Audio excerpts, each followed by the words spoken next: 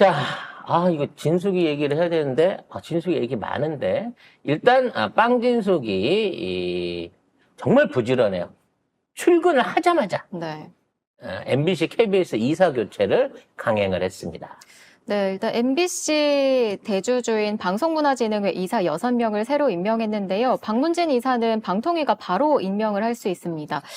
새 이사로는 김동률 서강대 교수를 비롯해서 임무영 법률사무소 변호사, 허익범 변호사 등이 발탁됐습니다. 누가 내부적으로 어떻게 관리를 할 거는 아닌데요. 어찌 됐거나 요러한 정책들을 둘이서, 그러니까 만난 지 임명된 지 만 하루가 안 지난 입장에서 네. 둘이서 이걸 밀실 회의를 해갖고 처리를 했다는 거예요. 이거 다 준비되어 있던 거잖아요. 근데 이게 원래 내규에 따르면 최소한 이틀 정도 이러한 안건으로 회의를 합니다라고 참석자들한테 미리 알리게끔 돼 있는 내규가 있거든요. 긴급한 상황이 아니면 반드시 그 내규를 지켜서 해야 되는데 그 예고 절차도 안 거친 상황에서 둘이서 만나가지고 이 많은 건들을 후다닥 진짜 임명된 지 반나절밖에 안 된 상황에서 이거를 했다는 거죠. 문제는 이제 이 역시도, 위원회 소지가 있다. 위원회 소지가 있다라는 것들을 주장을 할 건데, 이런 주장이 정식적으로 받아들여지기엔 시간이 너무 오래 가는 거고요. MBC하고 박문진 이사 임기가 8월 말에 많이들 몰려있기 때문에, 8월 안에 지금에 있는 방통위를, 정지시키지 않으면, 진짜로 민영화로 갈 수 있는 또는 친여 관련된 언론으로 압력을 줄 수 있는 낙하산 인사들이 이 MBC에 떨어질 수 있는 위험이 있습니다. 그러니까 빨리 탄핵을 해야 돼요. 그래서 오늘 탄핵을 발의를 했고 내일 모레 내일 표결이 붙여지면 3일 날은 이제 직무가 정지가 되는 거죠. 그렇죠. 그럼 이제 일상적으로 이런 절차를 밟으면 이 앞에 있던 방통위원장들은 전부 다 사퇴를 해갖고 피해 나갔어요. 근데 진숙이도 윤석열을 생각하면 사퇴를 해줘야 돼. 그래야 사퇴하고 난 다음에 그 자리에 또 다른 놈을 꽂아가지고 직무 정지 없이 방통위를 또 끌고 갈 수가 있거든요. 근데 진숙이는 절대 사퇴를 안 할 마음이라는 거죠. 그런 입장에서 우리가 더 유리한 것도 있어요. 왜냐하면 이틀 후부터는 직무 정지가 되기 때문에 대행 한 사람밖에 안 남는 거고, 그러면 더 이상의 방통위 회의를 할 수가 없는 거거든요. 물론 그때쯤 가면 또 윤석열이가 자기 몫으로 이게 야당 방통위원은 임명을 안 해주고 승인을 안 해주고 자기 몫으로 할 수 있는 의원을 또 내려보내가지고 직무 대행하고 또 하나 하고 요런 식으로 이제 2인 회의를 또 끌고 갈 위험성은 있습니다만, 지금 민주당이 할 수 있는 거는 그런 후보자들이나 그런 낙하산들이 나왔을 때 얘네들을 계속해갖고 탄핵하는 수밖에 없다는 겁니다. 아유, 정말. 그 무한 루프인 것이죠. 그래서 탄핵 사유로 저희가, 송작가 TV가 한 가지의 이슈를 더, 과방에 제보를 했습니다. 그게 뭐냐면요. 이번에 방통에 들어가서 이제 이사진 관련해서 선임을 했단 말이에요. 근데 이사 선임 과정에 여기 보이는 임무영이라고 하는 변호사를 선임을 했습니다. 변호사를 이사로 선임을 한 거예요. 근데 이 사람이 누구냐면 그러니까 이진서하고 저희하고 2년 반 동안 해온 소송의 소송 대리인이었어요. 그러니까 본인의 소송 대리인을 공영방송의 이사로. 그렇죠.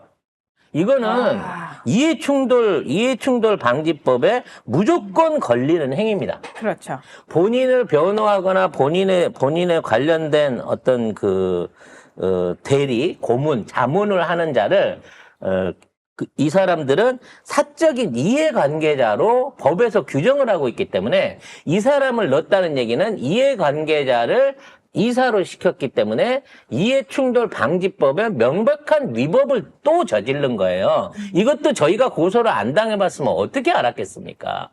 네? 자, 박문진 차기 이사회에 임명된 임무영 변호사. 이 사람은 지금 저희와 소송을 하고 있는 과정에서 이진숙의 법률 대리인을 맡고 있는 이진숙과 사적으로 관련이 있는 사적 관계인입니다. 그 사람을 공적 자리인 박문진 이사에 임명을 했다라는 건 이해 충돌 위반을 한 거다. 이해충돌 네. 방지법에 위반을 한 된 겁니다. 거다. 네. 총작가 TV에서 처음 제보를 했으니까 여러분 언론에서 써주진 않겠지만 과방에서라도 이걸 받아가지고 탄핵 사유에 꼭 낀가 넣어주시기를 부탁을 드리겠습니다. 자, 공직자의 의무에 이런 게 있어요. 공직자는 사적 관계로 인하여 공정하고 청렴한 직무수행이 곤란하다고 판단하는 경우에는 직무수행을 회피하는 등 이해충돌을 방지하여야 한다가 있는데, 자, 여기서 이제 사적 이해 관계자는 누구냐? 공직자 자신이나 그 가족이 대리하거나 고문, 자문 등을 제공하는 개인이나 법인 또는 단체. 또 그 밖에 공직자의 사적 이해관계와 관련되는 자로서 국회 규칙, 대법원 규칙, 헌법재판소 규칙, 중앙선거관리위원회 규칙 또는 대통령령으로 정하는 자. 자, 이진숙의 법률 대리인 임무영 변호사를 박문진 이사에 임명한 것은 사적 이해관계와 관련된 자로 저희가 충분히 볼 수 있기 때문에 신고, 기피 등의 절차를 지켰는지 부분부터 따져봐야 된다라는 겁니다. 결국은 내가 보기엔 우리가 항소를 하고 나니까 네. 변호사비를 더 줘야 되잖아요. 네. 변호사비 대신에 이 낙하산으로 퉁친 게 아닌가. 저희 꼬박꼬박 지금 다 변호사비 추가로 지금 내가면서 소송 준비를 하고 있는 거거든요. 근데 아마도 이 자리 하나 해드릴 테니까 남은 것도 좀 대리해 주세요. 이런 식으로 하게 되면 이해충돌 방지법뿐만 아니라 청탁, 뇌물수수법도 걸릴 수 있습니다. 아무튼 이진숙은 쓰레기 중에 상쓰레기라는 거를 또 한 번 인증을 하게 됩니다. 이제는 뭐 법카 얘기가 추가로 나와도 별로 새롭지도 않은데 단독으로 법카로 상품권을 사갖고 유용한 카드 깡을 한 의혹도 추가로 밝혀졌습니다. 네, 이진숙이 MBC 본사 보도본부장으로 있을 때 법카로 400만 원어치의 상품권을 구매한 사실이 확인됐습니다.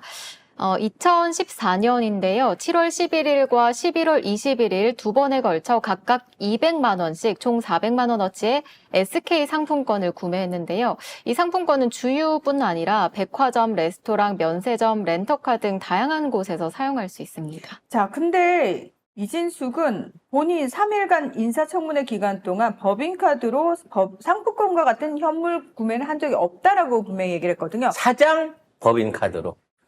이거는 옛날에 보도본부장 때니까 본부장 때는 했지만 가로 열고 닫고 사장 법카로는 상품권을 산 적이 없습니다라고 얘기를 하는 거죠. 대박.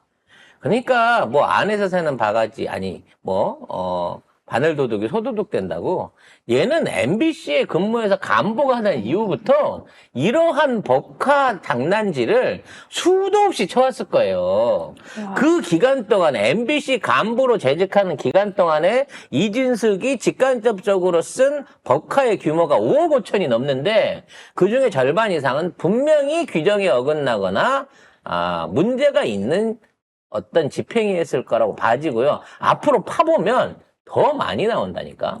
개인 법카 아니라 공용 법카까지 끌어다가 막 긁어서 써버리는 이런 미친년이에요. 그랬는데 이런 년이 한 번도 감사를 당한 나 아무래도 고발당하겠지? 너무 좋아. 한 번도 감사를 당하거나 징계를 받거나 이와 관련한 증빙을 낸 사실이 없다는 거야. 뭐 MBC가 지 거야?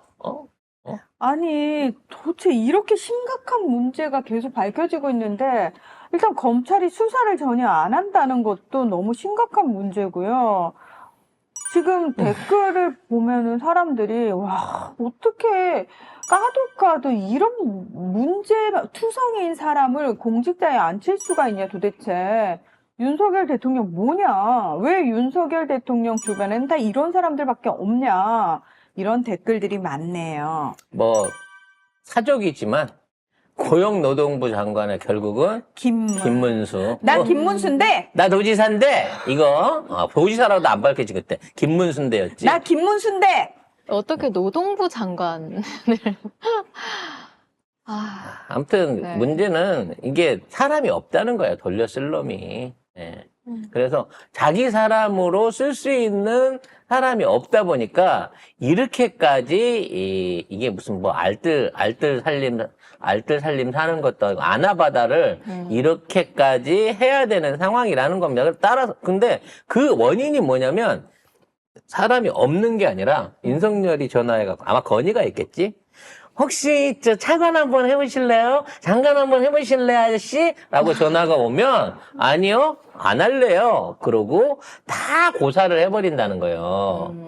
그러니까 지금 제정신이 박힌 놈이면 지금 윤석열 정부에 들어가갖고 이 마지막 침몰하는 난파선에 같이 타고 싶은 생각이 들겠냐고. 그것도 그렇고 제정신인 사람을 꽂아 놓으면 제대로 돌아갈 거 아니에요. 혹시라도 일을 제대로 할까봐. 네. 또는 내가 그 이전 사람하고 해먹었던 거를 갖다가 까발릴까봐 더더욱 차기 인선을 하기가 어려워지는 거죠.